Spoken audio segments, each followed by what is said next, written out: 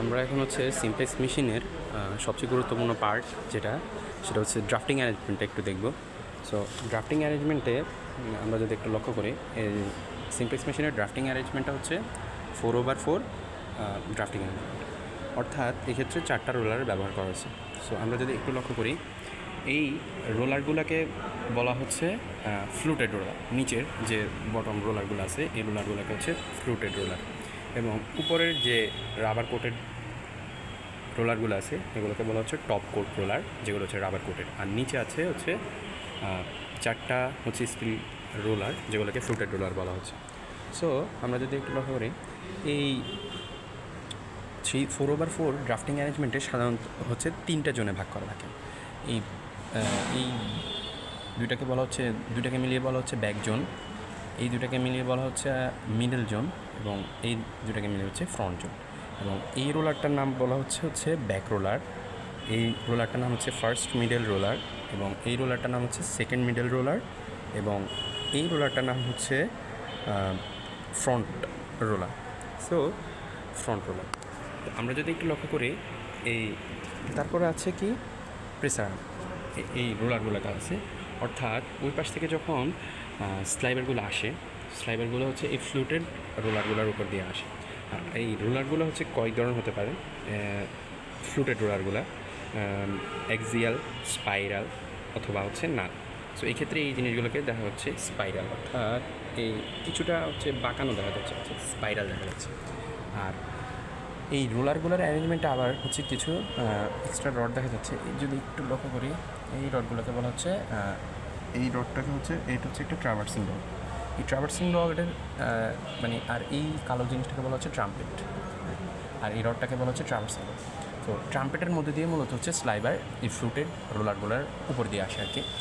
So এই মানে traversing রডটা হচ্ছে খুবই অল্প হচ্ছে ডানে বাঁয়ে ট্রাভার্স করে। এখন এই ট্রাভার্সিং রডের ট্রাভার্স করার মূল কারণ কি? মূল কারণ হচ্ছে উপরে যে টপ কোটেড যে টপ কট রোলারগুলো দেখা যাচ্ছে, অর্থাৎ রাবার কোটেড রোলার, এই রাবার কোটেডগুলার রোলার সাধারণত হচ্ছে এই প্রেসার আর্মের মাধ্যমে হচ্ছে চাপ দিয়ে রাখে, অর্থাৎ ড্রাফটিংয়ে সাহায্য করে। সো এই প্রেসার আর্মের মাধ্যমে যেহেতু হচ্ছে এই জিনিসটা একটা নির্দিষ্ট প্রেসার দিয়ে রাখে, আর এই যে জিনিসটা রোটেট করে, সো একটা সময় হচ্ছে এই জিনিসটা অনেক দ্রুত ক্ষয় হয়ে যায়। সো এই ক্ষয় রোধের জন্য মানে ক্ষয় হয়, তবে এই ক্ষয়টা হচ্ছে একটা নির্দিষ্ট জায়গায় না হয় পুরো জায়গাটা জুড়ে যেন হয় আর কি, এই জিনিসটা যেন হয়।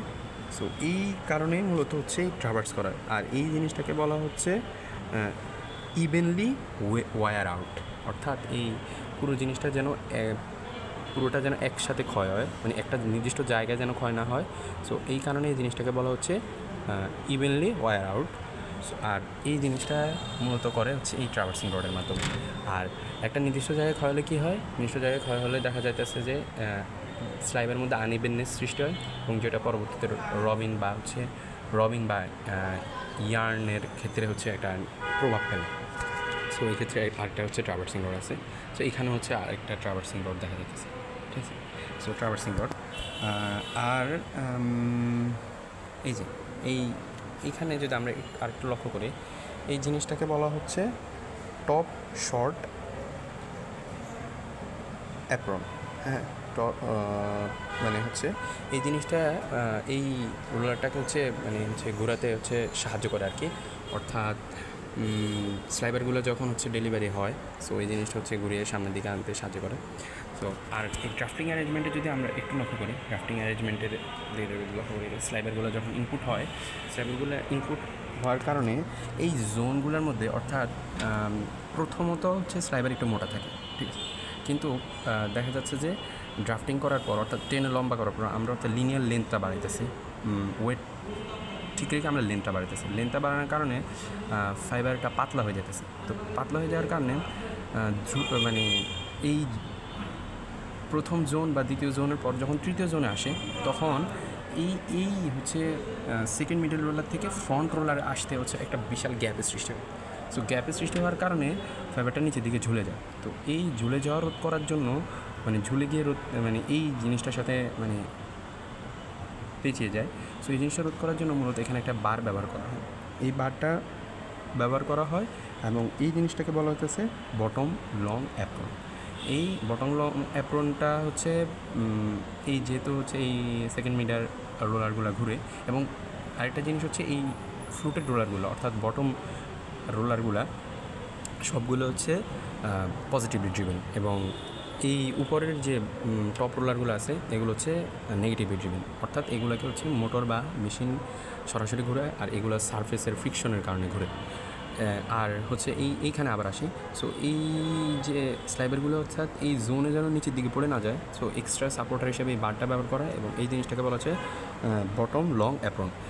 অর্থাৎ এই জিনিসটা হচ্ছে এইখান দিয়ে যে স্লাইবারগুলো আসে, এই স্লাইবারগুলো হচ্ছে মানে আসতে হচ্ছে এই অ্যাপ্রনটা হচ্ছে সাহায্য করে সামনে, মানে ডেলিভারি দিতে হচ্ছে সাহায্য করে।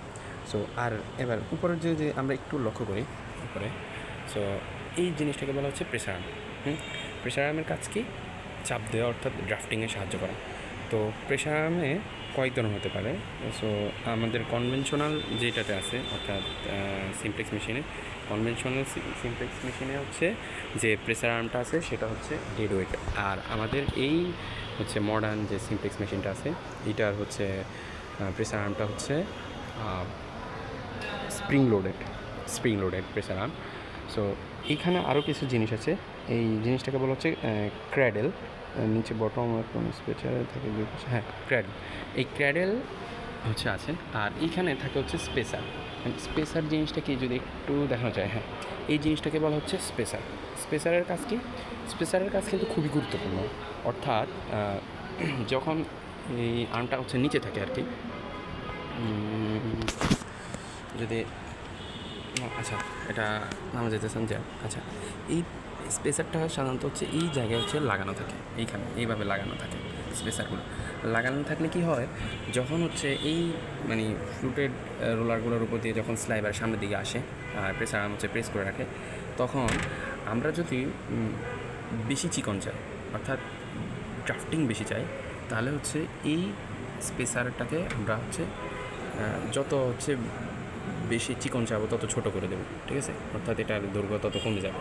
আর আমরা যত মোটা স্লাইবার চাচ্ছি এটাকে তত বড় করে দিতে পারবো। সো স্পেসারের কাজ কিন্তু খুবই গুরুত্বপূর্ণ। অর্থাৎ আমাদের উদ্দেশ্যের উপরে বেসিস করে আমরা স্পেসারের কাজ হচ্ছে একটা স্পেস তৈরি করা, অর্থাৎ টপ রোলারগুলা এবং বটম রোলারগুলার মাঝখানে একটা হচ্ছে স্পেস তৈরি করে স্পেসার, ঠিক আছে?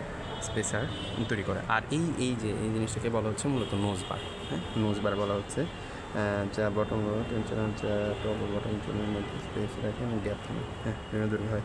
আর এই স্পেসারগুলো সাধারণত হচ্ছে দৈর্ঘ্যের যে দূরত্ব সেটা 2.5 মিলিমিটারের মানে হচ্ছে পার্থক্য সৃষ্টি হয়।